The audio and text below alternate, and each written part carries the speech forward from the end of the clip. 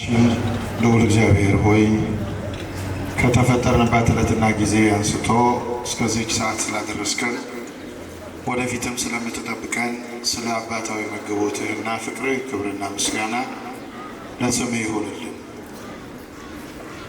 እግዚአብሔርን ማወቅ ክቡር አባታችን መልአከ አሜን መምህር ቆሞስ አባ ገብረስላሴ እርሳው የዚህ ታላቅ ቤተ መቅደስ ዋና አስተዳዳሪ፣ ክቡራን የምትሆኑ ሊቃውንተ ቤተ ክርስቲያን መምህራን ሁላችሁ በየደረጃችሁ፣ የቅዱስ ያሬድ የዜማ በረከት ያደረባችሁ ዘማሪያን፣ የእግዚአብሔርን ቸርነትና መግቦት ሽታችሁ በማለዳ በቅዱስ መቅደሱ የተገኛችሁ ኦርቶዶክሳውያን ቤተሰቦቻችን፣ ምእመናንና ምእመናት ሁላችሁ በክርስቶስ ሰላም እላችኋለሁ። እንደምን ሰነበታችሁ? እንደምን አደራችሁ?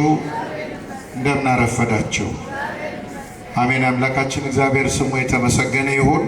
የሰው ልጆች ሁሉ መዳንና ነፃነት በማኅፀኗ የተጻፈባት አማላጃችን እናታችን ቅድስት ድንግል ማርያምን ጣዕሟን በአንደበታችን ፍቅሯን በልባችን ልዑል አምላካችን እግዚአብሔር ይሳልብን።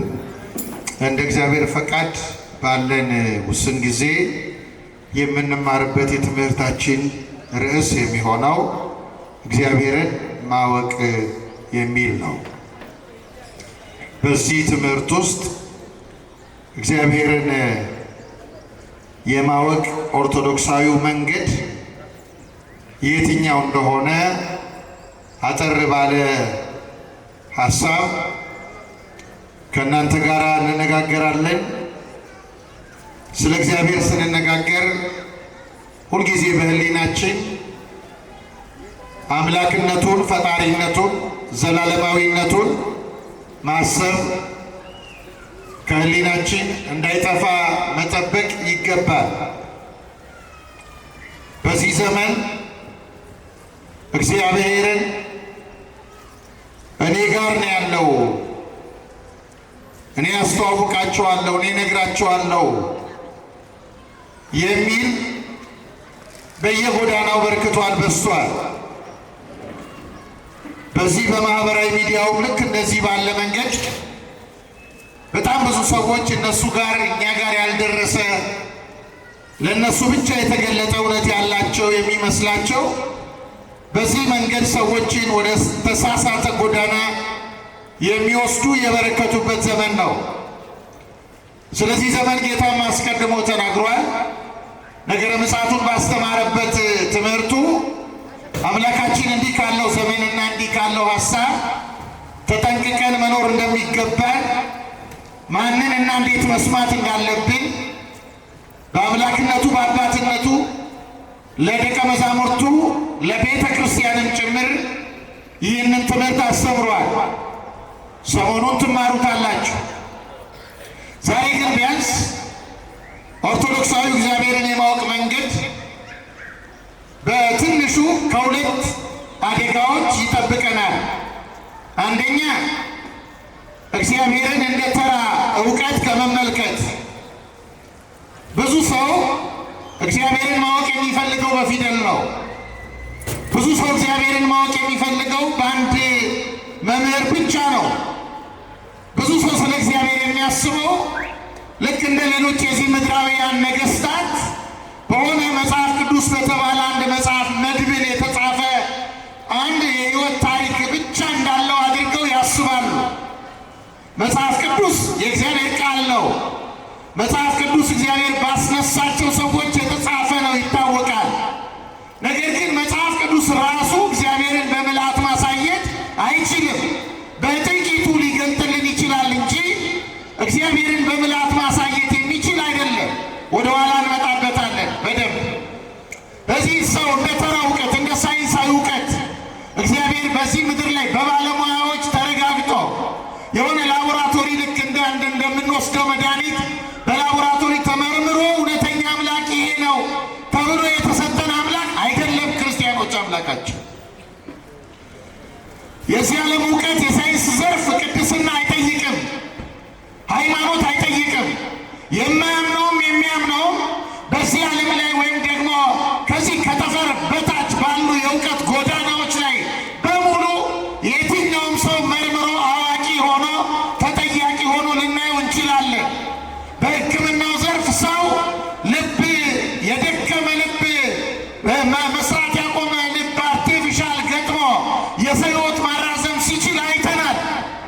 ኩላሊት ነቅሎም ሲተክል ተመልክተናል። በዚህ ዓለም ላይ በዚህ አይነት እውቀት ማንኛውም ሰው ሊሰለጥን ይችላል። የሚያስፈልገው ትምህርት ቤት መግባት ብቻ ነው። እግዚአብሔርን ለማወቅ ግን ክርስቲያኖች የሚጠይቅ ጉዳይ አለ፣ የሚጠይቅ ሕይወት አለ፣ የሚጠይቅ ሕይወት አለ። እግዚአብሔርን ለማወቅ መመዘኛ መለኪያ አለ። ምክንያቱም እግዚአብሔር ተራ እውቀት ስላልሆነ ሰነድ አይደለም። እግዚአብሔር ስለ እግዚአብሔር በመጽሐፍ የተጻፈ ብቻ አይደለም። ክርስቲያኖች በዚህ ዓለም ላይ ባለው መግቦቱ፣ በዚህ ዓለም ላይ ባለው ጠባቆቱ እግዚአብሔር እያንዳንዱን በየዕለቱ የሚሰራቸውን ስራዎች ሁሉ በቅዱስ መጽሐፍ ተጽፎ አናገኝም። ብዙ ክርስቲያኖች በየዕለቱ እግዚአብሔር በቤተ ክርስቲያን በኩል ይሰራል። ስለዚህ አንድ ክርስቲያን ምን ማሰብ አለበት? ስለ እግዚአብሔርና ስለ እርሱ ማንነትና እውነት መጽሐፍ ቅዱስ በመጠኑ ይነግረኛል። በቤተ ክርስቲያን ያሉ መጻሕፍት በመጠኑ ያሳዩኛል። ከዚያ ባለፈ ግን እግዚአብሔር በእነዚህ ብቻ ከመጠቅለል በላይ ነው ብሎ አንድ ክርስቲያን ማሰብ አለበት። እኔ የማልደርስበት ነገር እግዚአብሔር አለ ብሎ ማሰብ አለበት አንድ ክርስቲያን። አንዱ ይሄ ነው። ሁለተኛው እግዚአብሔርን ኦርቶዶክሳዊ እግዚአብሔርን የማወቅ መንገድ ሁለተኛው የሚጠቅመን ከግለሰቦች ማታለል እንድንጠበቅ ነው። ከግለሰቦች ማታለል ቅድም ብያችኋለሁ። ብዙ ሰዎች እንደ ሱቅ ነው እግዚአብሔርን ለመነገድ የተዘጋጁት በዚህ ዘመን እና የከፈቷቸው ብዙ የግል ሱቆች አሉ። እዚህ እኔ ጋር ያለ እውነት አለ ታፔላ ለጥፈው እንደ ብስኩትና ሻይ እንደ ገበያ ንግድ ክርስቲያኖች የሆነ ትንንሽ ድንኳን አቋቁመው ሰዎችን የሚያታልሉ የበረከቱበት ዘመን ነው። እግዚአብሔር ሁላችንን ከዚህ ይጠብቀን። ከዚህ ግን መጠበቅ የምንችለው ክርስቲያኖች ቤተ ክርስቲያንን መስማት ስንችል ነው። የብዙዎቻችን ችግር እኛ ያሰለጠናቸውን፣ እኛ የሾምናቸውን፣ እኛ ያውቁልናል ያልናቸውን ሰዎች ቤተ ክርስቲያን ልክ አይደሉም ስትለን በቤተ ክርስቲያን ላይ ድንጋይ ማንሳት እንወዳለን እንጂ ቤተ ክርስቲያን ልክ አይደሉም ካለችን መተው ይገባናል አንልም። ቤተ ክርስቲያን እናታችንን እንጠረጥራለን። በመንገድ ላይ የማናውቀውን እናምናለን። አያችሁ ክርስቲያኖች አሁን በዚህ ዘመን በፕሮቴስታንቱ ዓለም ያለው ፓስተር ብቻ አይደለም። እኛ ቤቱ ሳይቀር የእኛን ልብስ ለብሰው መስቀላችንን ይዘው ቆባችንን አድርገው የሆነ ማህበራዊ ሚዲያ ከፍተው ተቀምጠው እኔ መድኃኒት አለኝ የማይሉ የሉም። ብዙ ሴቶቻችን ተታለዋል። የብዙ ባለትዳሮች ሕይወት ተናግቷል። በዚህ አውቅላችኋለሁ በሚሉ ሰዎች መድኃኒት አለኝ እቀባለሁ፣ አጠምቃለሁ፣ ፈውሳለሁ፣ እንዲያደርጋለሁ በሚሉ ሰዎች በግለሰቦች አማካኝነት ከእንደዚህ አይነት መታለል ራሳችን እንድንጠብቅ እግዚአብሔርን እንዴት ነው ልናውቀው የምንችለው? ኦርቶዶክሳውያን እግዚአብሔርንስ ማወቅ ማለት ምን ማለት ነው? ምን ማለት ነው? እርሱንስ የት ድረስ ነው የምናውቀው? ወሰን አለን፣ ድንበር አለን። ሃይማኖት የተባለ ድንበር የማይደረስበት ማንነት አለው እግዚአብሔር። እኔና አምላክ እንዴት ነው የምናውቀው? ስለ እግዚአብሔር ማወቅና እግዚአብሔርን ማወቅ ሁለቱ የተለያዩ ናቸው። ስለ እግዚአብሔር ማወቅ ልክ እንደኛ በሆነ ትምህርት ቤት ገብቶ በቤተ ክርስቲያኒቱ አንድ የትምህርት ተቋማት አልፈው የተማሩትን ለሰዎች የሚያደርሱበት መንገድ ነው፣ ለማብራራት ነው። ስለ እግዚአብሔር ማወቅ ይሄ ነው።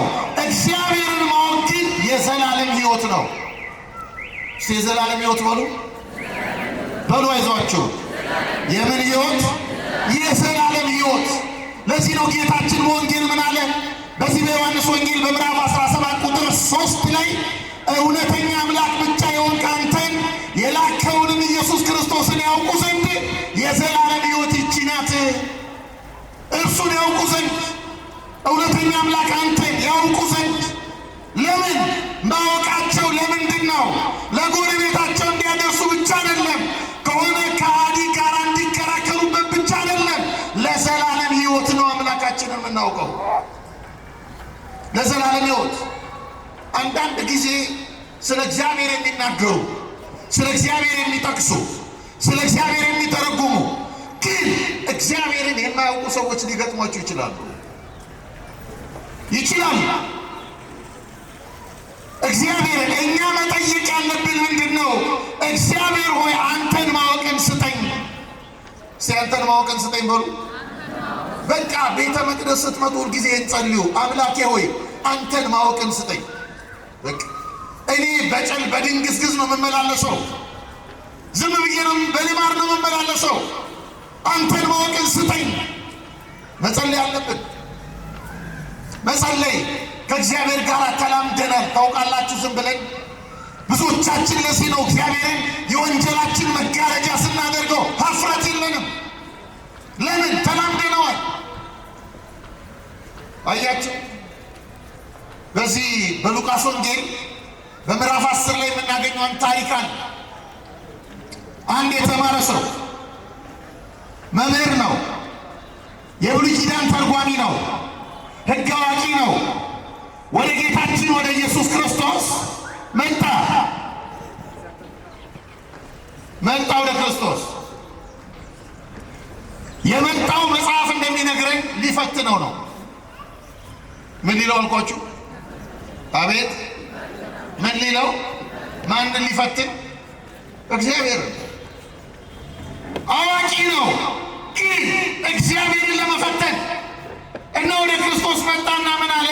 የዘላለም ሕይወት እንዳገኝ ምን መልካም ነገር ላድርግ አለ። ጌታ እንዲህ አለ፣ የልቡን መረመረና ሕግ ምን ይላል አለው። ሕግማ ፈጣሪ አምላክህን በፍጹም ልብህ፣ በፍጹም ሐሳብህ፣ በፍጹም ኃይልህ ውደድ፣ ባልንጀራህንም እንደ ራስህ አድርገህ ውደድ ይላል አለው። ይህ ሰው አዋቂ ነው። ጥቅስ በመጥቀስ ጊዜ አልወሰደም። ሊቅ ስለሆነ በብሉይ ኪዳን በእነዚህ ሁለት ሕግጋት እንደተጠቀለለች በአጭር ቃል አስረድቶ ለክርስቶስ አጎረሰው። ግን ምን ዋጋ አለው? ሊፈትነው ነው። እንዲህ ያለ እውቀት ደዌ ነው፣ ሕመም ነው። እግዚአብሔር እንዲህ ካለም እውቀት ይጠብቀን። አዎ አትደነቁ። አውቀው በሚደፈሩ ሰዎች አትደነቁ። ማለት ያለባችሁ ምንድን ነው? እግዚአብሔር ሆይ እኔ አንተን አውቄ እንዳመልክ እርዳኝ። እኔ አያችሁ። ከዚያ ይህንን ጌታ ምን አለው? ይህንን ሲጠቅስ በቃ ይህንን አድርጋል። የዘላለም ሕይወትን ልታገኝ ይህንን አድርግ፣ እግዚአብሔርን ውደድ፣ ባልንጀራህን ውደድ አለ። ሰውየው ቀጠለና ምን አለ? ባልንጀራዬ ማን ነው አለ። ይሄ ትዕቢት ነው። ማን ነው? እኔን የመሰለ ሊቅ፣ እኔን የመሰለ አዋቂ ተርጓሚ፣ እኔ በተጠራሁበት ስም ሊጠራ የሚችል አቻ የሚሆነኝ፣ ከእኔ ጋር በማዕድ ሊቀመጥ የሚችል እኔን የሚተካከለኝ ባልንጀራ በዚህ ምድር ይኖር ይሆን? እንዲህ አይነት ስቃይ ውስጥ የገቡ ሰዎች የሉ። እንዲህ አይነት ስቃይ ውስጥ የሆነ ትምህርት ቤት ስለኖሩ እንዲህ አይነት ስቃይ ውስጥ ራሳቸውን እንደ ዩኒክ የቆጠሩ እነሱ ጋር የሚደርስ የሌለ የመሰላቸው እግዚአብሔርን የዘነጉ ሰዎች የሉ። ይገጥማሉ አሉ። እንደውም ይገርማችኋል። ይሄ ሊቅ አንድ ሊቅ ምን ይላል? ይሄ አዋቂ በልቡ ይላል ክርስቶስን ራሱ አንተ እንኳ ቢሆን ትመጥነኛለህ ለባልንጀርነት እያለው ነው። ፈጣሪውን ማለት ነው። አያችሁ። ከዚህ መንገድ ነው መውጣት ያለብን ክርስቲያኖች፣ እግዚአብሔርን ከልብ የምንፈልገው ከሆነ ከዚህ መንገድ። ጌታ ምን አለ? እንዲህ አለ፣ ተመልከቱ። ልብ ውስጥ ያለውን ትዕቢት ሊነቅልለት ስለወደደ አንድ ሰው አለ ከኢየሩሳሌም ወደ ኢያሪኮ በመውረድ ላይ ሳለ በመንገድ ላይ ወንበዴዎች አገኙት፣ ደበደቡት፣ አቆሰሉት፣ በሞትና በሕይወት መካከል ጥለውት ሄደዋል።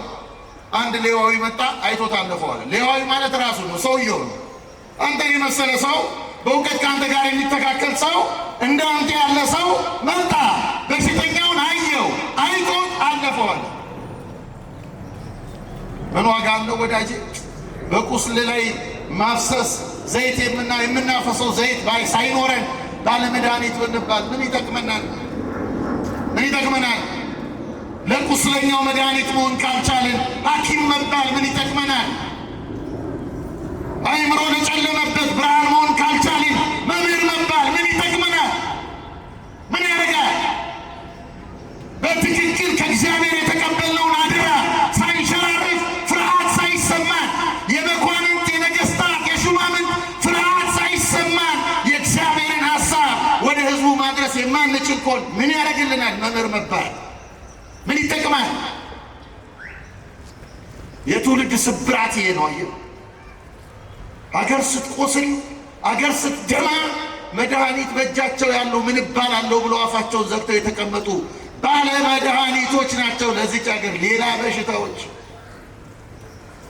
ሌላ ለቤተ ክርስቲያን ቤተ ክርስቲያን ችግር ውስጥ ስትገባ፣ ቤተ ክርስቲያን ስትጎሳቆል፣ ቤተ ክርስቲያን መከራ ሲበዛባት የቤተ ክርስቲያንን መከራ እንደ ፊልም ተቀምጠው የሚመለከቱ ባለመድኃኒቶች ናቸው። ሌላ በሽታዎች ሌላ እያጠፋ ያለው ብቻ እንዳይመስላችሁ እንደ ፊልም ዝም ብሎ የሚመለከቱትም ወንጀለኞች ናቸው። አያችሁ፣ ክርስቶስ ነገረው። ወዲያው መጣ፣ አለፈ አለው። ከዚያ ደግሞ አለ እንደገና አንድ ካህን መጣ፣ አየው፣ አለፈ አለው። በሶስተኛ ግን አለው፣ አቤት ክርስቶስ እንዴት ያለ መምህር ነው!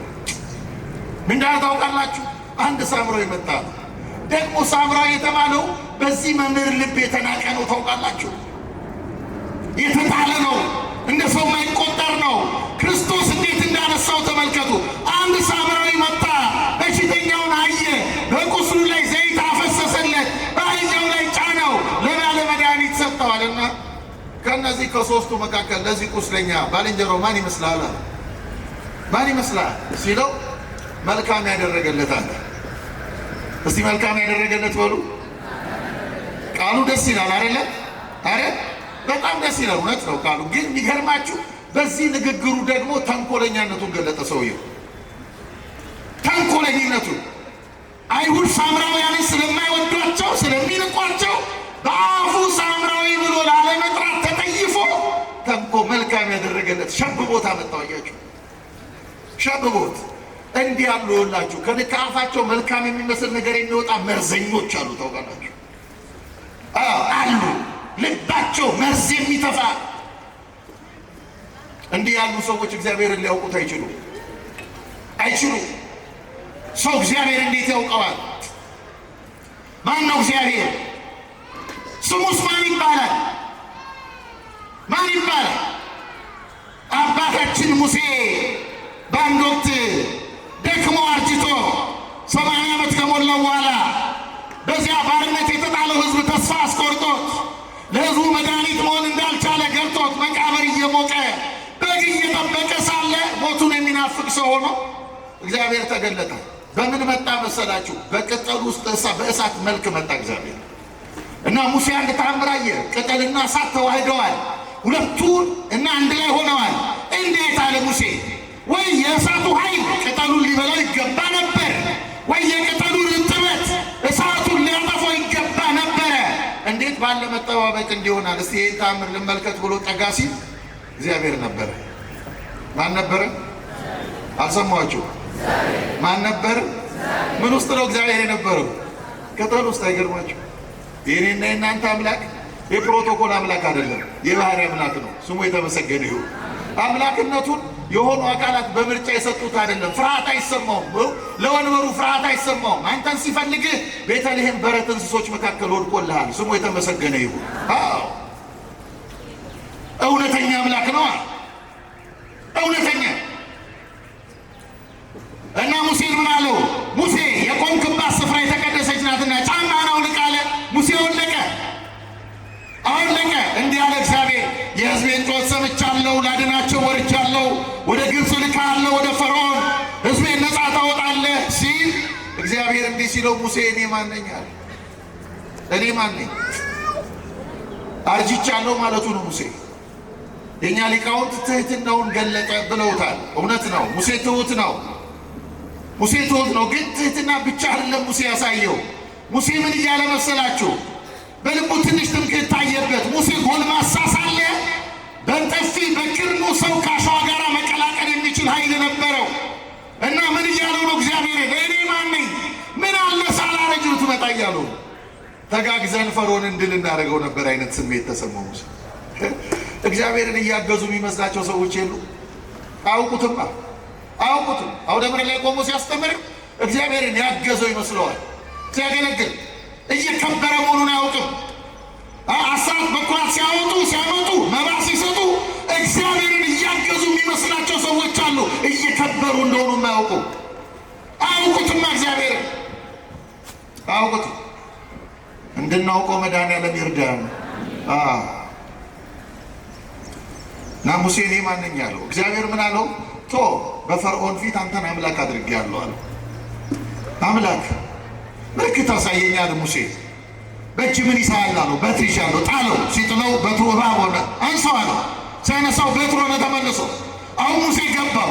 ኃያል የተገለጠው ኃያል ከፈርዖን በላይ የሆነ ኃይል ያለው እንደሆነ ገባው፣ ተረዳ። መልካም እኔ ኃይልን አይቻለሁ፣ በምልክት አምኛለሁ። ነገር ግን አለ ወደ ህዝቡ ስሄድ አለ ወደ ህዝቡ ሲሄድ ማን ላከህ ይለኛል ህዝቡ። ማን ላከህ ቢሉኝ ስምህን ማን ልበላቸው? ስምህን ማን ልበላቸው በሉ። ያው ሙሴን የጠየቀው አምላኩን ስምህን ማን ልበላቸው?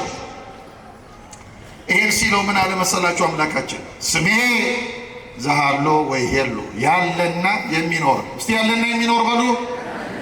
ይኸውላችሁ ያለና የሚኖር ኤሎሂም ያለና የሚኖር የዘመን መስፈርት ለፍጥረት ሳይጨመርለት የነበረ የዘመንን መስፈርት ለዘመን መለኪያ የሰጠ ዘመን በማይከለ ዘመን ያለ ዘመንን አሳልፎ የሚኖር ያለና የሚኖር ይሄ ነው ስሙ። ይሄ ነው እግዚአብሔር የሚለው ስሙ ራሱ ታውቃላችሁ። ከፍቅር የተነሳ እኛን አቤት ይለናል እንጂ በፊደል የሚቀረስ ስም ለሱ አይመጥነውም። በሰው ከንፈር የሚጠራ ስም ለሱ አይመጥነውም። ባህሪውን በምልአት ማሳየት የሚችል ስም አይደለም። አሁን ቅድም ዘማሪ ዳግማዊ መዋዘ ስብሐት ይዘምር ነበር አይደለ? አንድ ወልዳ ስሙን አበዛችው። እውነት እኮ ነው። አማኑኤል እንለዋለን፣ ክርስቶስ እንለዋለን፣ መድኃኔዓለም እንለዋለን፣ እግዚአብሔር እንለዋለን፣ ሥላሴ እንለዋለን። እነዚህ በሙሉ ስሞች ይገርማቸዋል፣ ባህሪውን በምልአት ማሳየት የሚችሉ ስሞች አይደሉም። ለዚህ ነው አንድ ሊቅ ምን አለ? አንተ ከሺህ በላይ ስሞች አሉ፣ አንዱም ግን አንተን አያሳየህም። አንዱ ይሄን አምላክ ነው። አያችሁ ክርስቲያኖች የምናውቀው ከስም ሁሉ በላይ የሆነ ስም ያለው ይሄን አምላክ ግን ምን አለ መሰላችሁ? ከፍቅሩ የተነሳ እግዚአብሔር ብላችሁ ጥሩኛ ቤት እላችኋለሁ አለ። ስሙ የተመሰገነ ይሁን። አሁን እግዚአብሔር ስንለው አቤት የሚለን ስሙ ስለመጠነው ሳይሆን ፍቅር ስለሆነ ነው። እስቲ ፍቅር ስለሆነ ነው በሉ። ፍቅር ስለሆነ ይሄን አምላክ እንዴት ነው የምናውቀው? እንዴት ነው የምናውቀው? ክርስቲያን ብዙዎቻችን አያችሁ ከዚህ ስንወጣ እንኳን ስሙን አንዳንዴ በሐሰት እንምልበታለን። ስሙን በስሙ ድሃ እንበድልበታለን። በስሙ ወንጀል እንሰራበታለን። በኢትዮጵያ ታሪክ ሰው እንደ ፍየል በስመ አብ ወወልድ ተብለው አርደው ቪዲዮም ሲለቁ አላየንም? በስሙ። ታዲያ ሰው እግዚአብሔርን ያውቀዋል? እናውቀዋለን። አገልጋዮቹ እኛ እናውቀዋለን። አማኞቹ እናንተ ታውቁታላችሁ። አሁን መወነጃጀል አይደለም። እኛ አሁን የቸገረን መወነጃጀል እሱ አይደለም። እኔ አውቀዋለሁ፣ እግዚአብሔር አውቀዋለሁ። እውነት ገብቶኛል ወይ? የከንፈር ሽንገላ ላይ ነኝ ወይስ ገብቶኛል እግዚአብሔር? እሱ ነው መጠየቅ። መድኃኒቱ እሱ ነው። ስናውቀው የዘላለም ሕይወትና ይኖረናል። ክርስቲያኖች የዘላለም ሕይወት እግዚአብሔር እርሱን ስለማወቅ ሶስት አባቶች ያስጠነቅቁናል። የቤተ ክርስቲያን ታላላቅ አባቶች። አንደኛው ጎርጎርዮስ ዘኑሲስ ይባላል። እስቲ በሉ ጎርጎርዮስ ዘኑሲስ በሉ እስቲ። ኒሳ የምትባል ሀገረ ስብከት ሊቀ ጳጳስ የነበረ ታላቅ አባት ነው። በወርቃማው የቤተ ክርስቲያን ዘመን ወርቃማ ሐዋርያዊ ትምህርት ለቤተ ክርስቲያን ያበረከተ ልዩ አባት ነው። ይሄ አባት ምን አለ መሰላችሁ? ስለ እግዚአብሔር አለ ለመናገርም ይሁን ለመስማት ባሰባችሁ ጊዜ ተናጋሪውንም ሰሚውንም ያስጠነቅቃል፣ አስተማሪውንም ተማሪውንም ያስጠነቅቃል። ስለ እግዚአብሔር ለመናገርም ይሁን ለመስማት ባሰባችሁ ጊዜ ራሳችሁን ካዱ። ምን በሉ? ራሳችሁን ካዱ። የተቀመጣችሁበትን ስፍራ ናቁት። የመንፈስ ድህነትን ገንዘብ አድርጉ ነው እያለን ያለው። ካዱ ራሳችሁ። ባለስልጣን ከሆንክ ስለ እርሱ ለማወቅ ከፈለክ የስልጣንን እርከን ካደው። ባለሀብት ከሆንክ የሀብትን ማማ ናቀው። እግዚአብሔርን ለማወቅ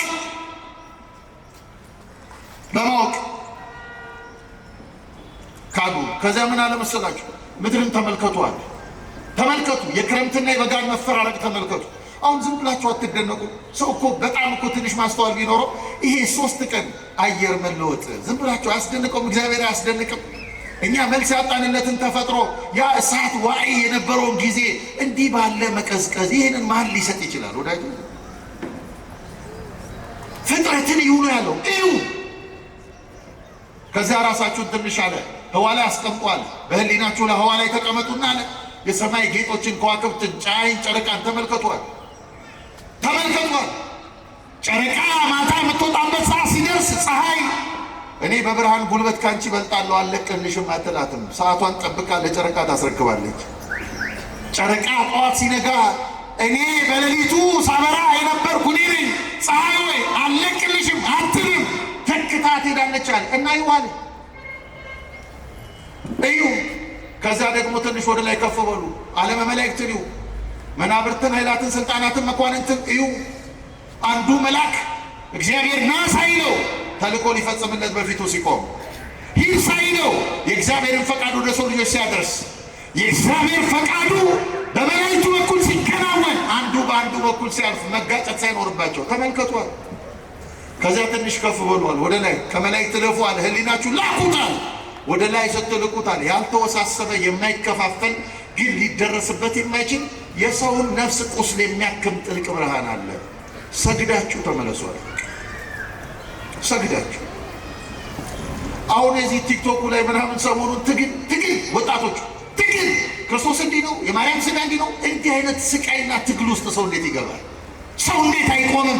የሆነ ቦታ ሃይማኖት እንዴት አያቆመው? ከአቅሙ በላይ ሲሆን ይሄ ከኔ አቅም በላይ ነው። ለምን አይነት ሰው ሁሉም በስጋ ትግል ገንዘብ ለማድረግ አያችሁ።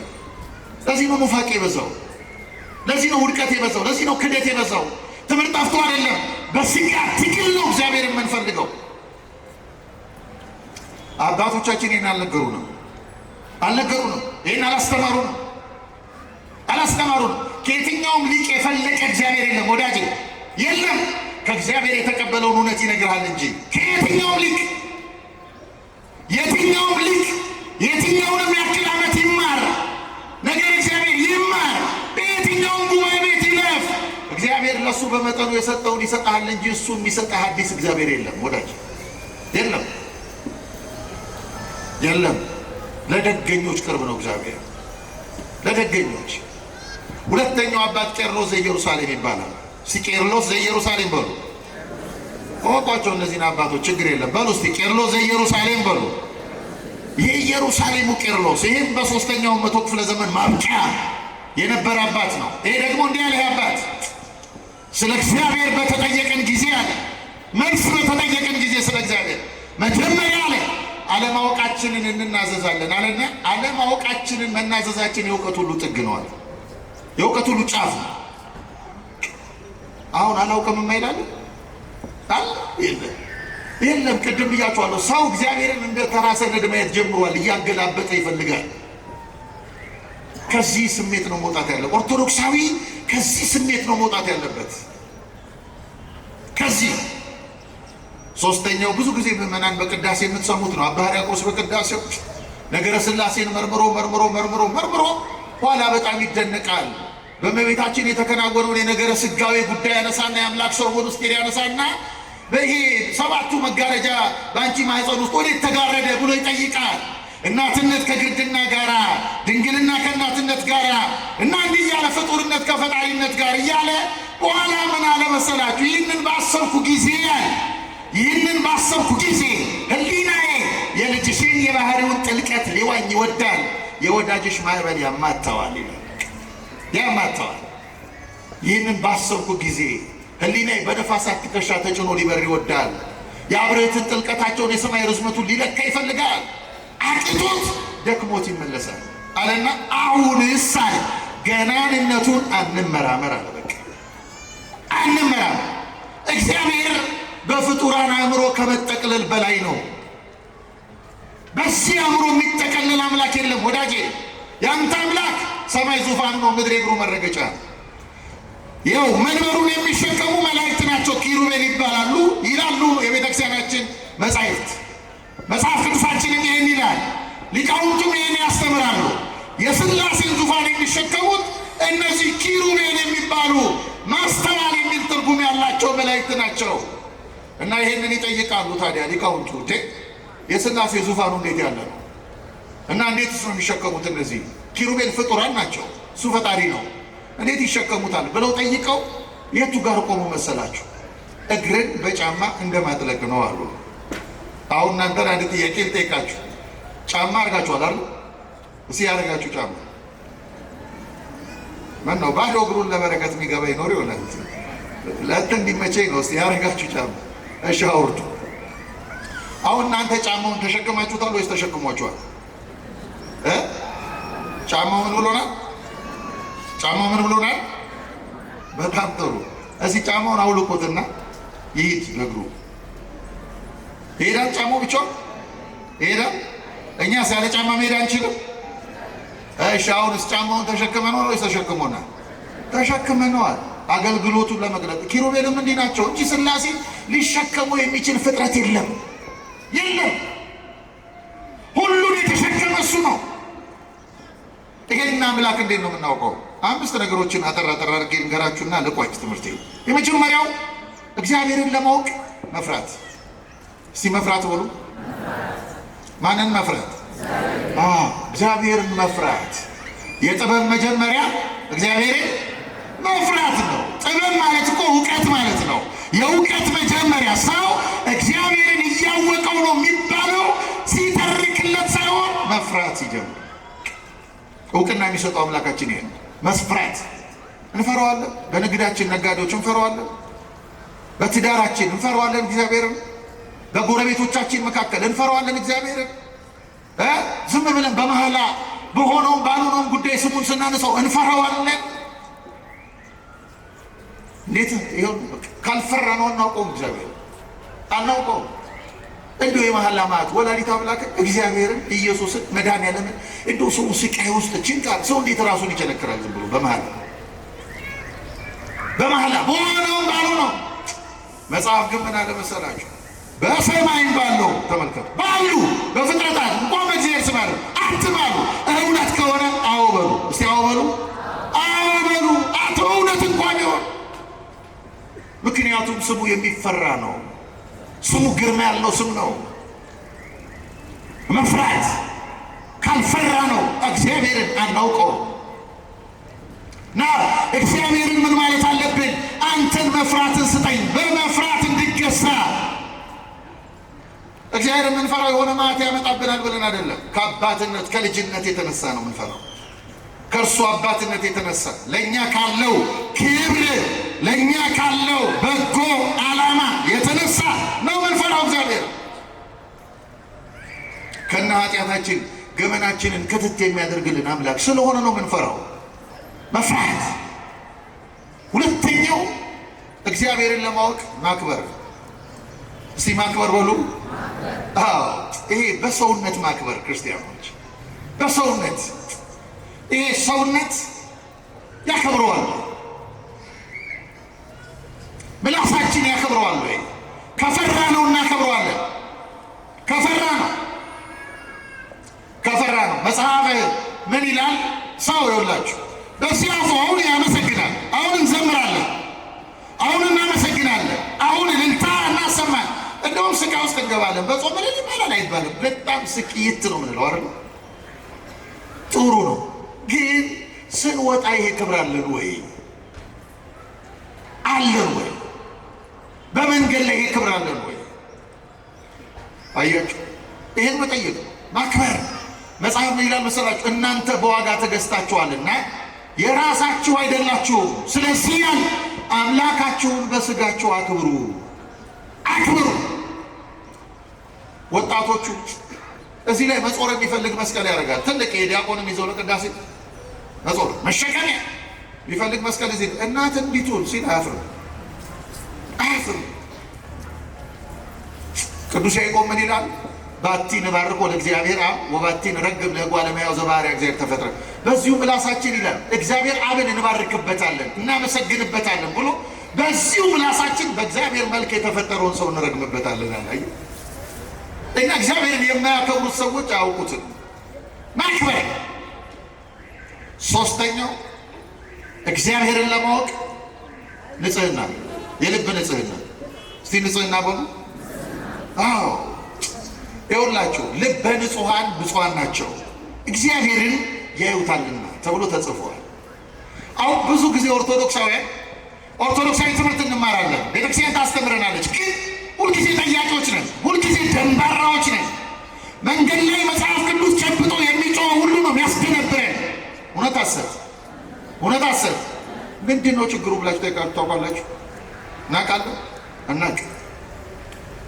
ቤተክርስቲያን ሳታስተምረን ቀርታ ነው አይደለም። ችግሩ ምን መሰላችሁ? ይሄ የቤተክርስቲያን ትምህርቱ አዲስ ወይን ነው። አዲሱን ወይን በአሮጌ አቁማዳ እየተሸከም ነው ተቸግረን ነው። አቁማዳው ይቀደዳል አለ ጌታ፣ ወይኑ ይፈሳል አለ። በአረጀ አቁማዳ አዲስ የወይን ጠጅ አያኖሩም አለ። አቁማዳው ይቀደዳል አይሸከመውም አለ፣ ወይኑም ይፈሳል አለ። ይሄ ሁላችሁ እየፈሰሰብን ተቸገርን። ለምን? ንጽህናን ገንዘብ አላደረግማ ንጽህናን። ስለዚህ ስንሰማው አያዝልን። አቤት ዛሬ የተማርኩት ትምህርት እንላለን ገብተን፣ አቤት የዛሬው መምህር እንልናሽ ምንድን ነበር? እስቲ አንድ ሁለት ንገሩኝ። ምኑ ይነገራል?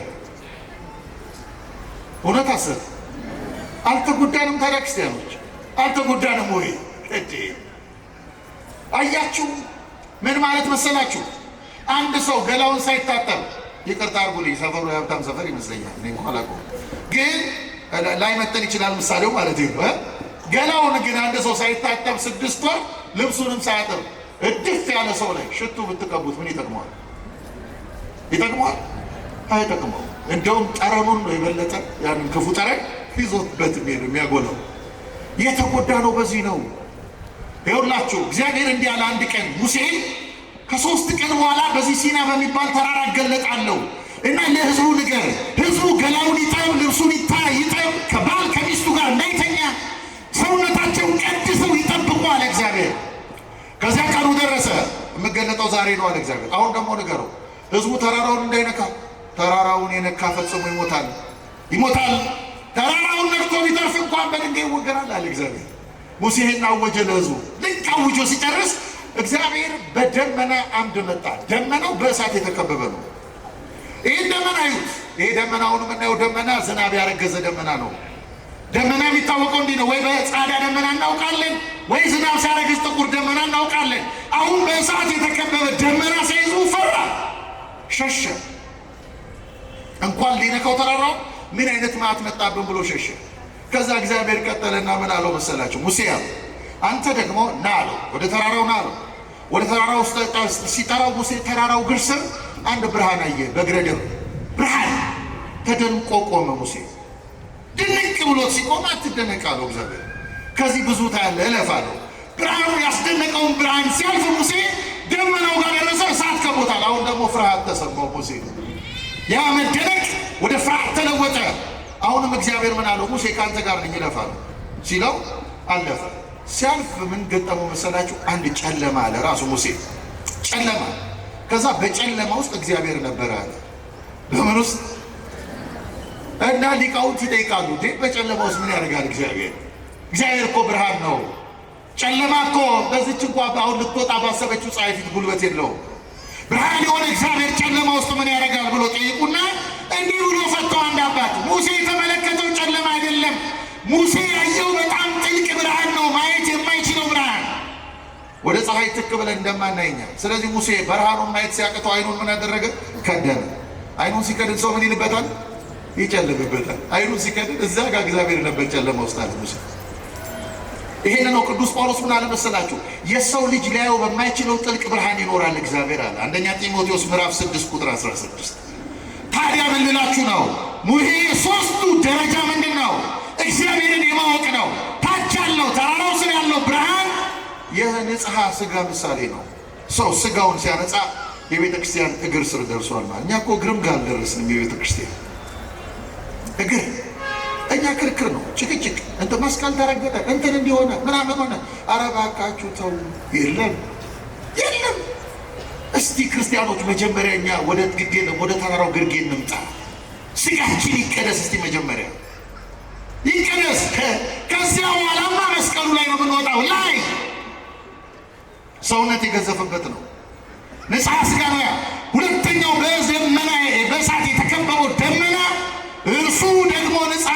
ነው። ያ ንጽሐ ነፍስ ጋር የደረሰ ሰው የቅዱሳት መጻሕፍትን ሐሳብ ይረዳል፣ ያውቃል። የመለኮትን ሐሳብ መረዳት ይጀምራል። መጽሐፍ ቅዱስ ትርጓሜ ይገባዋል፣ ይረዳል። ነፍሱ የነጻችለት ሰው።